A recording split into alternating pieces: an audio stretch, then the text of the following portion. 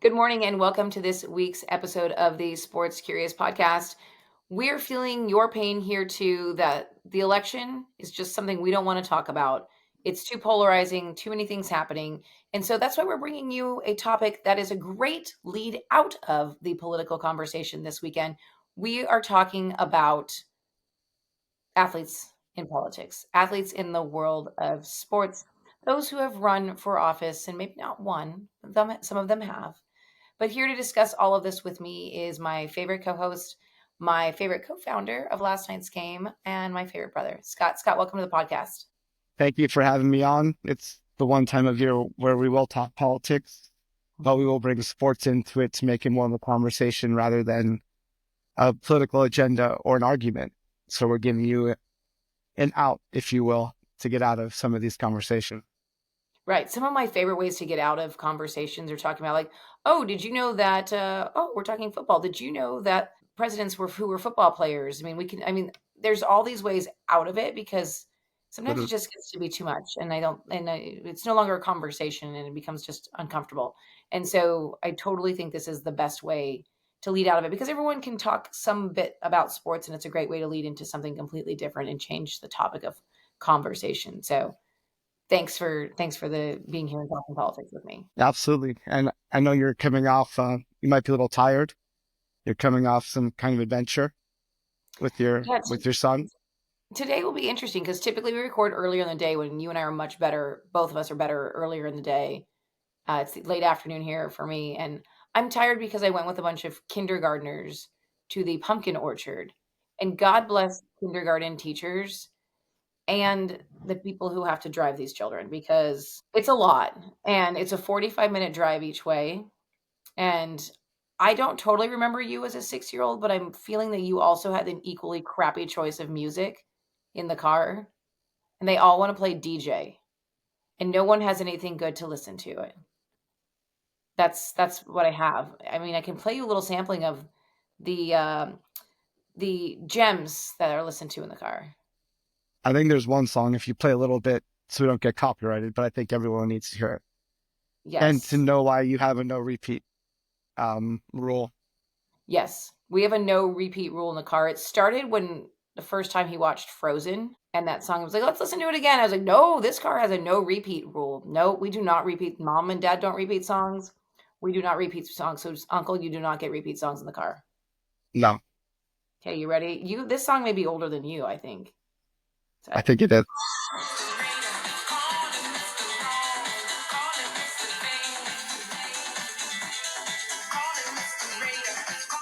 like, where did this song come from?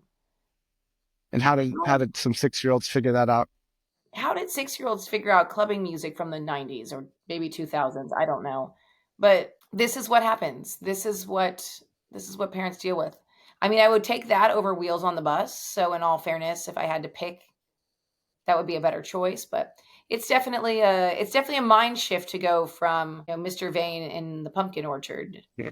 and talking about butts the whole time because that's what 6-year-olds do, to being here. So there you Like have I it. transition from talking about to politics. So um, Perfect lead in.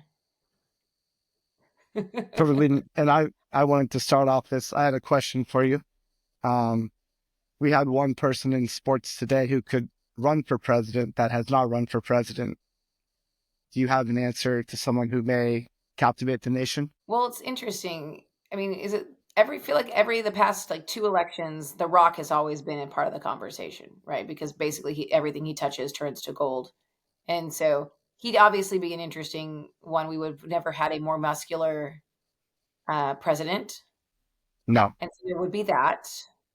Um, I was trying to think of like people who maybe are retired on the back end of their career that could really step up and have seen a lot. And Nick Saban came to mind because he's obviously created quite a I don't know the word I'm looking for, quite a community. Alabama doesn't have a lot of electoral votes, so there's that. But I as a female, I'd love to see a lady in office at some point. And so I'm actually thinking Miss Terry, Nick Saban's wife. And if you don't know Miss Terry kicks ass. Nick Saban may be going out and winning national championships, but there have been times where he's, said something snippy or been rude or something in the media, and his wife makes him go home and run on the treadmill. So just imagine Miss Terry's White House would look like 400 treadmills, and every time somebody screwed up or mouthed off, she'd be like, "All right, treadmill, 2 miles, get on there." We would get over our health issues, right? We would have all kinds of things that would happen. We would all be, feeling fit and happy. And what's the line from Legally Blonde? Exercise makes endorphins, and happy people don't kill people. So there you go. That's a great I slogan. mean, I mean, if she can keep him in line, and he's the ultimate, person for creating culture and rules and following the rules. So, and she obviously keeps him at home in line. So that's actually a very good answer. I was not expecting Miss Terry. Miss Terry, game changer. Miss Terry, if you're Wow. listening, I got you. All right. What about you? Who do you have? I had a few options depending on what you said. So Nick Saban was up there, but I'm going with Dan Campbell, Detroit Lions head coach. Okay. And why Mr. Campbell? Why President to be Campbell? Well, first of all, the NFL locker room is pretty much a microcosm of America. This is You've true. got people from all walks of life, all backgrounds, from everywhere. They have to come together as a team, no matter where they're from, no matter what their views are, come together for a common goal of winning. And True. obviously, he's a very intense gentleman. He may be more muscular than The Rock, so we have that going for him. No one's going to push us around. He's going to be able to motivate everyone on a daily True. basis, and he's not going to take crap from anyone. Isn't he gets like 7 shots of espresso in his coffee? Isn't that him? That's just to start the day, just to get going. Get that train rolling. So 7 shots, and then you can run American no problem. So I know he's having quite a bit of success in Detroit, but once that's done, maybe he'll switch over. Maybe he'll start. He'll be like the governor of Michigan, roll into running for president. Okay, got it. Michigan does have more Absolutely. electoral votes than Alabama, so there's that. I mean, Miss Terry and Dan in the same office potentially could be very powerful. That'd be a 1-2 punch. Yeah. I'm here for it. And I don't know, you don't follow this person on Instagram, but I do. Her name is Babs, and she does her Instagram account is Brunch with Babs. And imagine like a feisty, well, Martha Stewart's feisty, and actually they're probably the same age. But I want to put her in there for like all the life hacks and all like the real check-ins of life. So like this would be a good seat. Okay, Hold I'm people here for it. accountable. We're holding everyone accountable now. Dan Campbell's gonna X and O you if you don't. And Miss Terry's gonna make you run Yeah. your ass on a treadmill. There you go. So I guess let's talk a little bit about, you know, we kind of discovered, like talked about, what way do we take this podcast? And obviously there are a lot of athletes who are vocal in politics and vocal with pop culture and things that are happening in the world. And so, interesting enough, I did some research, and outspoken male athletes tend to come from the NBA, which is interesting. But what I found interesting in that is we don't have really anybody, when we did all of our research, minus Kevin Johnson, we don't have a lot of basketball players, NBA players on this list of athletes who had careers in politics in addition to their playing careers. And that might be a generational thing. I think maybe before athletes didn't necessarily feel comfortable speaking out, and they didn't make as much money with guaranteed contracts. So now I think they can feel more comfortable doing that, knowing that they're pretty financially secure with these Interesting. contracts. So maybe not previous generations, but I think maybe when we get down the line, once, some of these guys retire, get out of the league, and, are able to focus their efforts on maybe getting to politics and, running things the right way, perhaps. Yeah, that actually would be a really interesting point because you've already got enough money. That's not a Mhm. problem. You've got the name. Like if you were LeBron, you're like the most recognized person in the world, or one of them. And you have a platform and followers and enough money. So Yeah, that's that's really probably a what it very, comes down very, to. very interesting point. So I guess let's dive into Kevin Johnson, who is the mayor of, or was the mayor of Sacramento. I actually got a chance to work with him on an education program once upon a time. Super nice guy.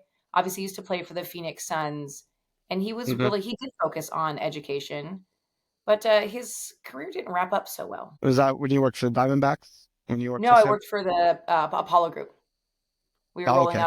out through one of our campuses there, we were rolling out, a program in the schools, which was actually a really cool program. Good to know. And glad he was focused on education. I think he had a pretty successful career, but I don't think it ended very well, if I'm not mistaken. Mhm. Yeah, Yeah, unfortunately, some allegations against him ended his career as mayor, but he at least ran, got elected, and was doing some good things at some point. some good things somewhere, some maybe not so good things somewhere as well, There you so go.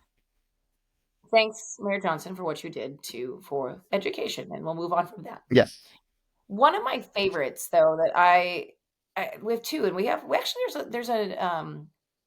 there's a plethora of people in the wrestling martial arts world, that have gone into politics, which I find very interesting.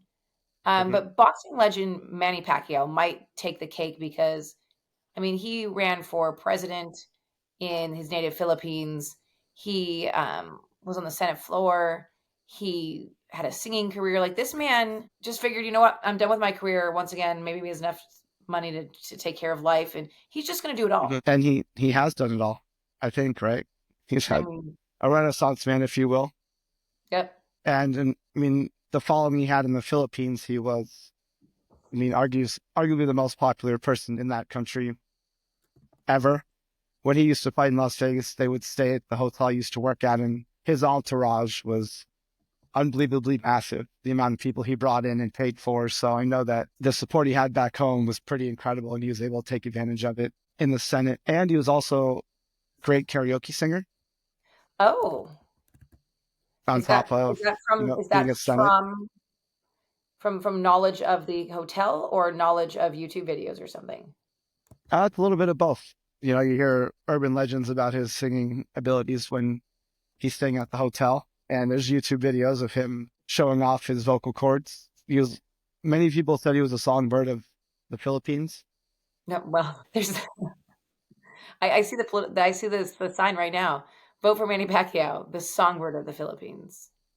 There you go. I don't know what else you need to win. I know he's out of it right now after he lost the presidential election in 2022, but it looks like he's looking to get back into the Senate next year. Oh, that's awesome. Now, on his coattails, I guess, of another big name that most people Mhm. should know if you're over a certain age, but Jesse the Body Ventura, who was long dominated in the ring in WWE. He obviously traded his career in tiny speedos and knee-high boots and baby oil, as you do, for politics, and he served as the governor of Minnesota. And he did it uh, pretty much in a grassroots way, right? I think we Mhm. saw stats. He only spent like 250,000 as opposed to like his competitors running the 4.5 million range on his campaign. So obviously all those nights in the speedos and boots paid off. People trusted him. Mhm. They knew that he could body slam them if they didn't vote for him, and maybe he could body slam opponents. There's that too. But it goes back to your whole conversation about having, maybe athletes now if they ran, Mhm. having that platform, right? I mean, he had the name recognition, if anything. Absolutely, and the body is quite possibly one of the greatest nicknames of all time. Yeah, well, there's a lot of pressure that goes with that as you get older. Absolutely. Now, some may or may not know, but former MMA fighter, quite a controversial MMA fighter, Tito Ortiz was a member of the Huntington Beach City Council. We've spent some time there, and apparently he had a stint on the city council because why not? Yeah, we do spend quite a bit of time in Huntington during the summers, and we started seeing these signs that maybe thought was a joke to get Tito Ortiz elected to the Huntington Beach City Council. As if you don't know, his nickname was the Huntington Beach Bad Boy, so he's got great support in the city. I don't know about his reputation anymore, but he had great support at one point, and he ended up getting elected, although it was a short stint because he did end up resigning due to what he called character assassination attempts during COVID. He refused to wear masks, things like that. So it was I mean, short and sweet, but he did try. I feel like Huntington was kind of anti-mask in general, but Thanks Yes. thanks for your service. Let's move on and keep going, I guess. Yeah, that was pretty much the theme of Huntington when we were there. It was the only place actually open. So he fit in with the locals in the anti-COVID stuff. So I want to cover two more before we go in. I Mhm. want to go through our list of some presidents who were athletes, cheerleaders. So you have that nugget should you need it for political conversation this week as we wind down the election itself. But Tommy Tuberville, who you probably have heard of, now he is a senior senator from Alabama and Republican, but he has served since 2021.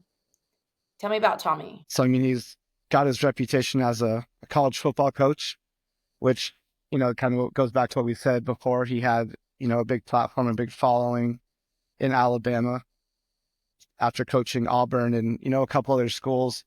So he got elected and he served since 2021. He's up for reelection in 2026. So he's 70 now, so he's still got some time left. And he's able to use his prowess as a college football coach to launch his career. Yeah. And he's one that, like, I've heard of if you've like, you'll hear about him every once in a while in the news, so he's definitely that guy that just a name to drop, and I wanna wrap us with the Mhm. most obvious choice for the person on this list, Arnold Schwarzenegger. And he's probably the most famous person on this list, right? From Absolutely. Mr. Universe to the biggest action star in the world, and then decided to, run for governor and became the Mhm, governor of California. mhm. I heard he did a podcast because he had a book come out not that long ago, and he did the Smartless podcast, and he has a bunch of animals at his house, and, like, the donkey was in the kitchen with him, and just everybody just roams around, and there we have it. But it's just so funny to see kind of, I believe, and don't quote me, but his book that he wrote is, I actually thought about reading it. It's actually more of like a motivational self-help type Mhm. book. So to see that, like, this guy who came from Mr. Universe and, the Terminator and all these things, to going a little kindergarten cop in a sense of, like, really diving in and really getting into bettering yourself. I thought that was really interesting. Absolutely. And he's not from America, but he is the American dream, right? He Absolutely. came over, had a dream, and then became the biggest person arguably in the world. So it's a motivational one as well. Well, it's cool. So there was a story, and because we're getting close to Thanksgiving, I'll mention this. So he talks in this interview about the first time he was in America. When he was in America, he was living with the family, and they invited him to Thanksgiving. He obviously didn't know what Thanksgiving was. Showed up, and everyone was so kind to him. Then people started bringing him stuff. Mhm. Right? You need plates, you need dishes, you need a couch. People just started bringing him things. So now he hosts and gives away turkeys and Thanksgiving dinners and things like that because he just remembers Thanksgiving being such a pivotal moment in his life, which I just thought that was a really cool thing. I mean, that's amazing. I didn't know that story, but that's pretty incredible. Yeah.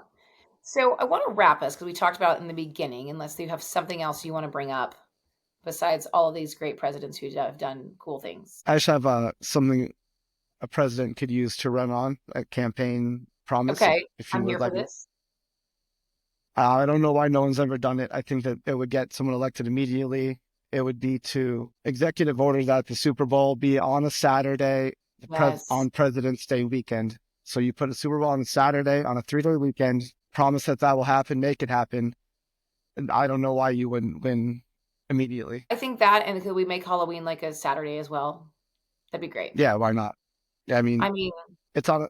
There's no reason for it to be on a Sunday and then everyone have to go to work on a Monday anyways. So President's Day weekend, we're talking presidents, we're talking politics. Saturday, yes. everyone can sleep. Yes. Sunday, and I am here for this platform. Miss Terry, if you're listening, let's do this. Miss Terry, Mr. Campbell. Let's bring this together.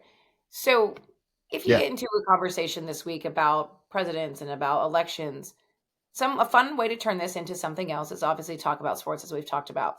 Now we have George W. Bush, Franklin Roosevelt, Dwight Eisenhower, Ronald Reagan. All of them were cheerleaders in Mhm. college. So there's that. Now Woodrow Wilson, Jimmy Carter, and George H.W. Bush were all baseball players in college. And then Jimmy Carter also ran cross country in the Navy. And then Teddy Roosevelt boxed at Harvard and played at tennis or played tennis on the White House lawn. So you have that. So there's your little nuggets if you need them of just additional armor when it comes into the conversation around presidents. Absolutely. And then we also had Gerald Ford, who had an incredible Michigan career in Michigan playing football, undefeated national champion. His numbers after retired at Michigan. So he also another name to throw out there. Yeah, that was on my list. I just went right over it. So thank you for catching that one because he's pretty notable. I believe they Yeah, won a national absolutely. championship. And I saw that George H.W. took the Yale baseball team 2 years to the national championship in baseball. So So there you go. There's baseball, football, cheerleading, swimming, everything. all the things, all the leadership opportunities. Well, whatever you do, go out and vote. And then we will see you on the flip side on Friday with your conversation starters for the weekend, so you can have everything you need to be armored to not talk about politics or the weather. Thanks, Scott. There you go. Thank you.